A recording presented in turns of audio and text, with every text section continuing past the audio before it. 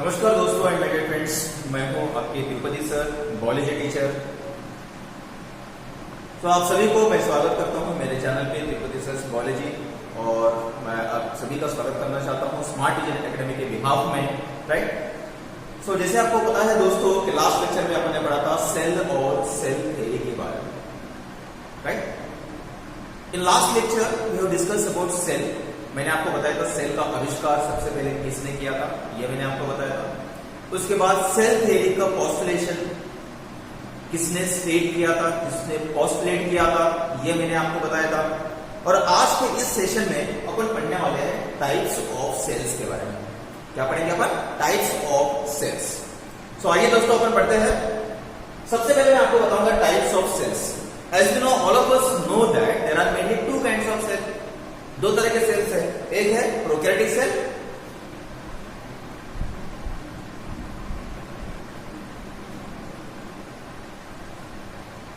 the first type of cell is called prokaryotic cell and second is eukaryotic cell. Eukaryotic cell. So these are the two types of cells, right? Prokaryotic cell क्या बेटा? Prokaryotic cell which is made up of single cell. ये unicellular होते हैं। जितने भी prokaryotic organisms है ये single cell से बने होते हैं। इनको अपन कहते हैं यूनिसेलुलर ऑर्गेनिज्म। यूनि मतलब single, right. Example, the best example is bacteria. यहां best example is bacteria. Bacteria क्या बेटा? बैक्टीरिया प्रोकैरियोटिक सेल है जो सिंगल सेल से बनता है, राइट। उसके बाद है eukaryotic cell. The second type of cell is called eukaryotic cell. Eukaryotic मतलब क्या होता है? It is made up of multi cells. ये एक से ज्यादा सेल से बनता है। इसको अपन कहते हैं मल्टी सेलुलर ऑर्गेनिजम्स।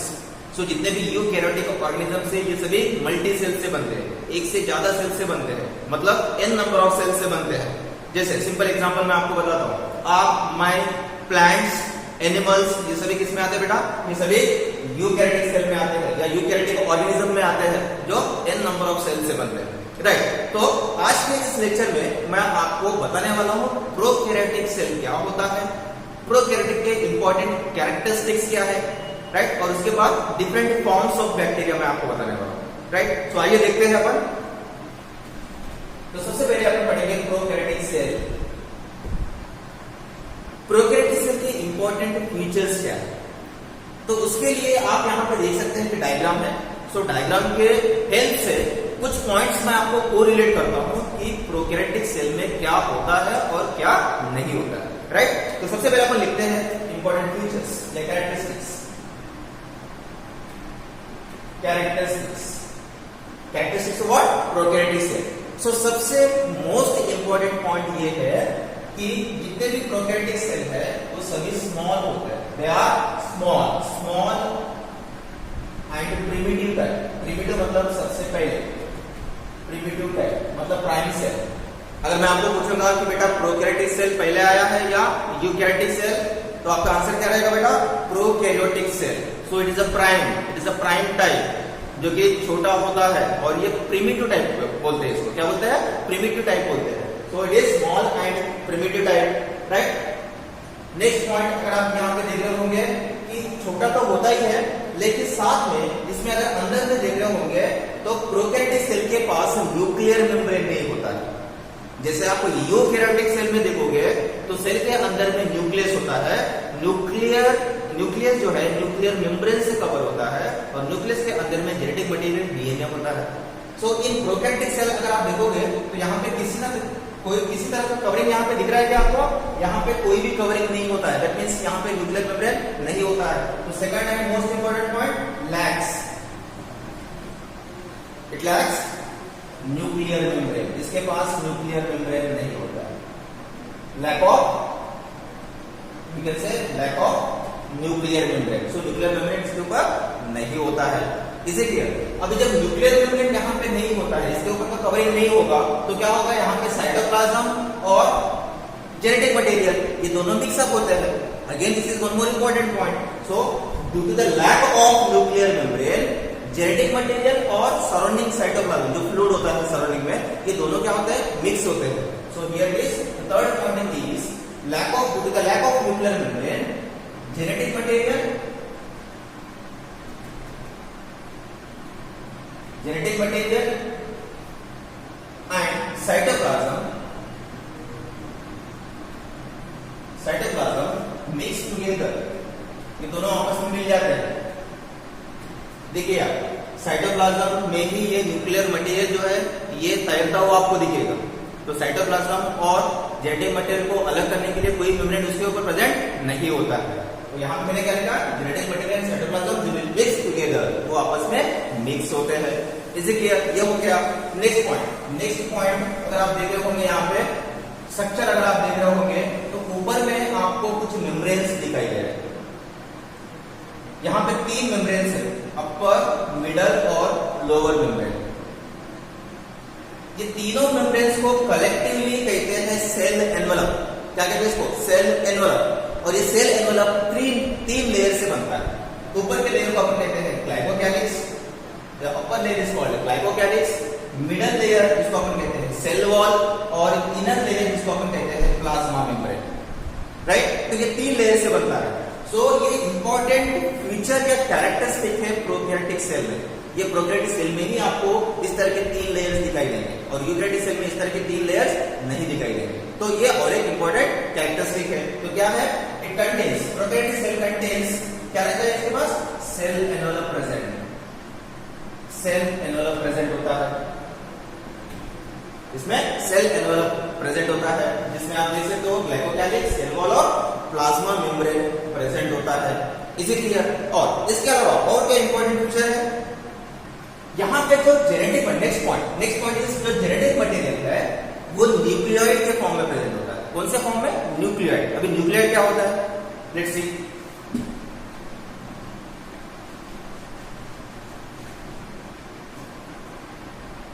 नेक्स्ट जो है here the genetic material is present in the form of nucleoid.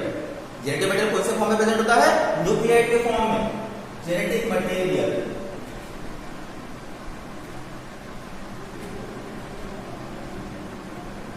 is present in the form of nucleoid. ये न्यूक्लियोइड के फॉर्म में प्रेजेंट होता है। तो यहाँ पे आप देखो, यहाँ पे ये न्यूक्लियोइड है। What is nucleoid? Nucleoid is double stranded circular DNA जो कॉइल के फॉर्म में प्रेजेंट है, सर्कुलर फॉर्म में प्रेजेंट है, जो कि डबल स्ट्रैंड से बनता है। ऑफ कोर्स न्यूक्लियोइड जो है ये डीएनए से बना है। तो डीएनए क्या होता है? डबल स्ट्रैंडेड है जो कि सर्कुलर है। तो इस डबल स्ट्रैंडेड सर्कुलर डीएनए को अपन कहते हैं न्यूक्लियोइड। Is it clear? तो इस तरह के जो शेप में ये अगर जेनेटिक मटेरियल प्रेजेंट होगा तो इसको न्यूक्लियोइड कहेंगे। क्या कहेंगे इसको बेटा? न्यूक्लियोइड कहेंगे। सो प्रोकैरियोटिक सेल में जेनेटिक मटेरियल न्यूक्लियोइड के फॉर्म में प्रेजेंट होता है। Is it clear? ये और एक इंपॉर्टेंट पॉइंट है। नेक्स्ट पॉइंट ये है, अगर प्रोकैरियोटिक सेल आप देख रहे होंगे तो इसके अंदर में कोई भी मेम्ब्रेन बाउंड ऑर्गेनेल्स नहीं दिखाई देते। मेम्ब्रेन बाउंड ऑर्गेनेल्स मतलब क्या होता है? मेम्ब्रेन बाउंड ऑर्गेनेल्स का मतलब ये होता है कि जैसे कि endoplasmic reticulum, Golgi bodies, lysosomes, ये आपको यहाँ पे दिखाई दे रहे हैं क्या? यहाँ पे नहीं दिखाई देंगे। वही यूकैरियोटिक सेल की बात करूंगा। यूकैरियोटिक सेल जैसे प्लांट सेल है, एनिमल सेल है, तो उसके अंदर में ये सारे ऑर्गेनेल्स प्रेजेंट होते हैं। उसमें सारे मेम्ब्रेन बाउंड ऑर्गेनेल्स प्रेजेंट होंगे। वहां पे आपको माइटोकॉन्ड्रिया दिखेगा, गोल्गी बॉडीज दिखेंगे, एंडोप्लाज्मिक रेटिकुलम दिखेगा, राइट? लाइसोसोम्स आपको दिखाई देंगे। ये सारी चीजें आपको यूकैरियोटिक सेल में दिखाई देंगे। लेकिन यहाँ पे अगर मैं बात करूंगा प्रोकैरियोटिक सेल में, तो यहाँ पे मेम्ब्रेन बाउंड ऑर्गेनेल्स एब्सेंट होते हैं, राइट? तो यहाँ पे membrane bound organelles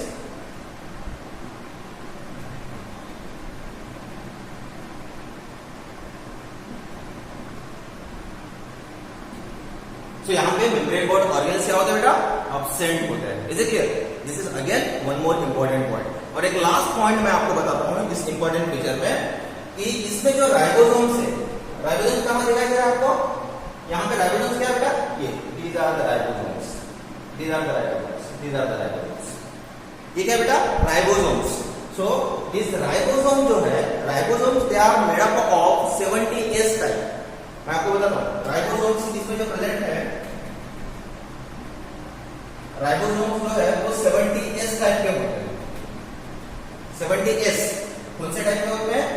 70S type. यहाँ पे S क्या है? S एक यूनिट है जो राइबोसोम के पार्टिकल को मेजर करता है। S मतलब होता है स्वेडबर्ग यूनिट। क्या होता है बेटा?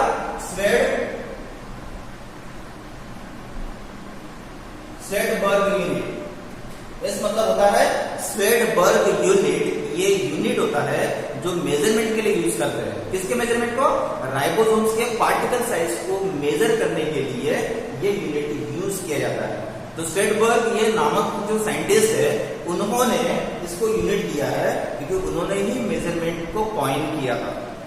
राइबोसोम्स की जो मेजरमेंट है उन्होंने ही स्टडी किया था और उन्होंने ही अपने नाम से इसको यूनिट दिया है, जिसको अपन कहते हैं स्वेडबर्ग यूनिट। सो प्रोकैरियोटिक सेल में राइबोसोम्स कौन से टाइप के होते हैं बेटा? 70S type. इसे क्लियर? जबकि यूकैरियोटिक सेल में कौन से होते हैं? यस, यूकैरियोटिक सेल में 80S टाइप।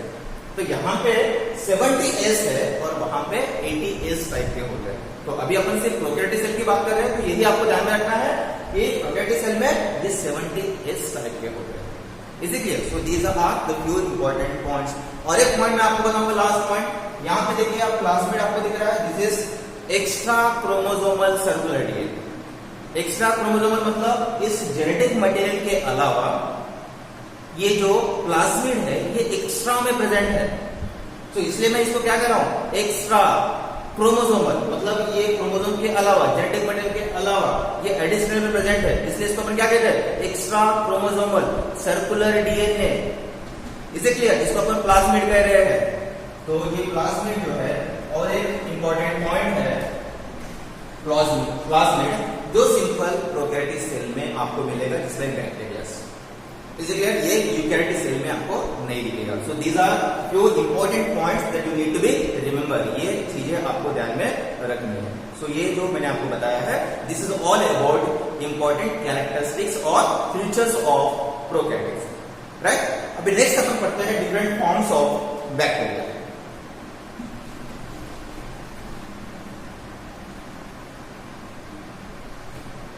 अभी अपन पढ़ते हैं different forms of bacteria. Forms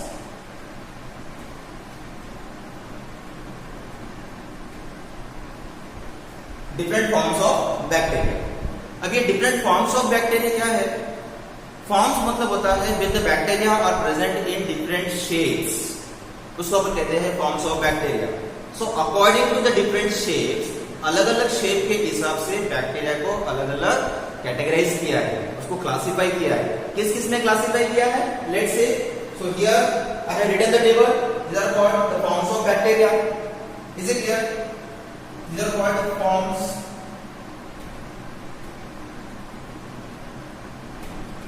These are called forms of bacteria. तो फॉर्म में कौन कौन से देखिए, टोटल वहां पे 4 प्रकार के होते हैं, 4 डिफरेंट शेप्स होते हैं।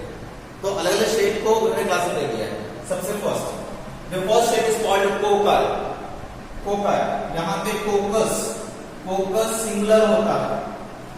फोकस क्या होता है? सिंगुलर। कोकार मतलब प्लूरल। सो कोकार ये जो शेप का बैक्टीरिया है, इसका शेप कैसे होता है? हियर इट इज स्फेरिकल और ओवल शेप। ये स्फेरिकल या ओवल शेप में प्रेजेंट होगा, है ना बेटा? देन एग्जांपल क्या है? Streptococcus and staphylococcus. The best example is Streptococcus and Staphylococcus. So कोई भी बैक्टीरिया अगर उसका शेप आपको आइडेंटिफाई करना है, तो देखो बैक्टीरिया जब पढ़ते हो स्ट्रेप्टोकोकस, स्ट्रेप्टो में क्या लगा है? कोकस लगा है। तो मतलब ये बैक्टीरिया कौन से शेप का हुआ? फोकस मतलब कौन सा शेप होता है? स्फेरिकल या ओवल शेप। तो ये बैक्टीरिया हो गया स्फेरिकल या ओवल शेप का बैक्टीरिया, राइट? वैसे ही सेकंड है बैसिलाई। बैसिलाई मतलब प्लूरल, बैसिलस सिंगुलर। तो बैसिलस कौन से शेप में होता है? Rod shape, right? ये रॉड शेप में होता है। Example is lactobacillus. यहाँ पे देखो बैक्टीरिया के नाम के साथ में, जीनस के साथ में क्या लगा है? बैसिलस। सो जैसे बैक्टीरिया के साथ में बैसिलस लगता है, तो आप ध्यान में रखना है कि कौन से शेप का है? रॉड शेप है। अगर बैक्टीरिया के साथ में कोकाई लगता है या फोकस लगता है, तो कौन सा शेप है? ये स्फेरिकल शेप है। Is it clear? The next form is vibrio. जो विब्रियो शेप के बैक्टीरिया होते हैं, ये कॉमा शेप के होते हैं। कौन सा shape? This is called comma shape. Comma shape के बैक्टीरिया होते हैं vibrio, comma shape. This is called vibrio cholerae या vibrio cholera. Is it clear? और एक लास्ट है, the last form is spirilla. The fourth one is spirilla या spirilla. Is it clear? ये twisted form में होता है। ये जो फॉर्म है ये ट्विस्टेड फॉर्म में होता है। This is called twisted form of bacteria, twisted form में होता है। The best example is रोडोस्पाइरम,